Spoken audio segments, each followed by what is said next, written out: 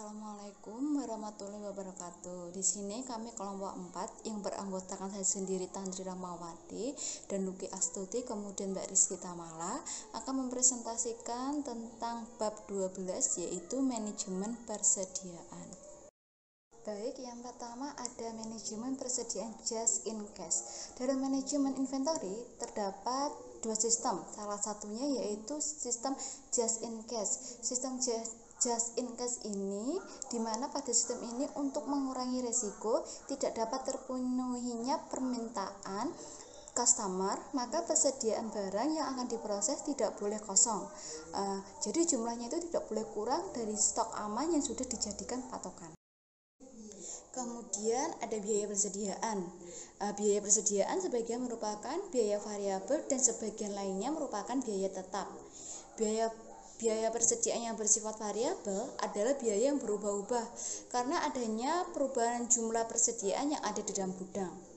Sedangkan biaya persediaan yang bersifat tetap adalah elemen-elemen biaya persediaan yang relatif tetap dan jumlah totalitasnya dalam jangka pendek dengan tidak memandang adanya variasi yang normal dan jumlah persediaan yang disimpan. Jika persediaan merupakan bahan baku atau barang yang dibeli dari sumber lain, maka biaya yang terkait dengan persediaan tersebut disebut biaya pemesanan.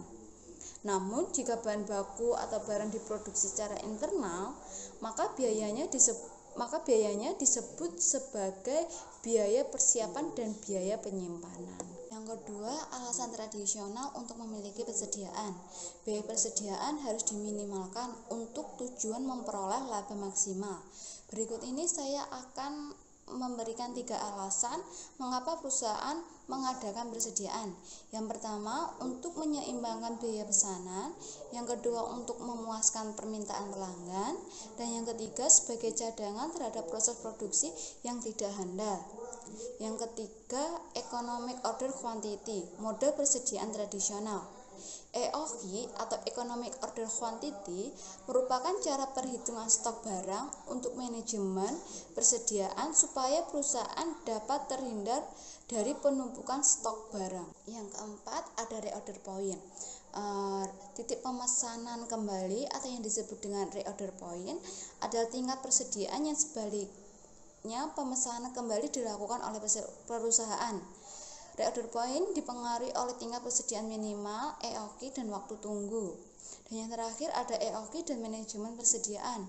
Model EOQ sangat berguna dalam mengidentifikasi pertukaran optimal antara biaya penyimpanan persediaan dan biaya persiapan. Model EOQ juga berguna untuk mengatasi masalah yang berkaitan dengan ketidakpastian melalui penggunaan persediaan pengaman. Baik, selanjutnya akan dijelaskan oleh Mbak Luki Astuti. Assalamualaikum warahmatullahi wabarakatuh. Baik, di sini saya akan menjelaskan tentang manajemen persediaan just in time. Persediaan just in time yaitu suatu sistem berdasarkan tarikan permintaan yang membutuhkan barang untuk ditarik melalui sistem oleh permintaan yang ada, bukan didorong ke dalam suatu sistem pada waktu tertentu berdasarkan permintaan yang diantisipasi. Atau juga JIT bisa dimaksudkan dengan pendekatan manufaktur yang memproduksi barang berdasarkan permintaan yang sesungguhnya yang ada, bukan berproduksi dengan jadwal yang tetap berdasarkan pada proyeksi permintaan. Berikutnya saya akan menjelaskan tentang pull system. Dalam pull system, permintaan pelanggan menarik bahan baku untuk masuk proses produksi. Prinsip yang sama yang digunakan dalam proses. Setiap aktivitas produksi hanya dilakukan jika diperlukan untuk memenuhi permintaan aktivitas berikutnya. Bahan baku atau suku cadang tersedia hanya ada waktu yang dibutuhkan untuk aktivitas produksi sehingga permintaan tetap dapat dipenuhi. Dan saya akan menjelaskan lagi tentang kinerja tenggat atau due date. Kinerja jatuh tempo adalah ukuran kemampuan perusahaan untuk menanggapi kebutuhan pelanggan. Sistem JIT memecahkan masalah kinerja jatuh tempo bukan dengan menimbun persediaan, tetapi dengan mengurangi tenggang waktu secara dramatis.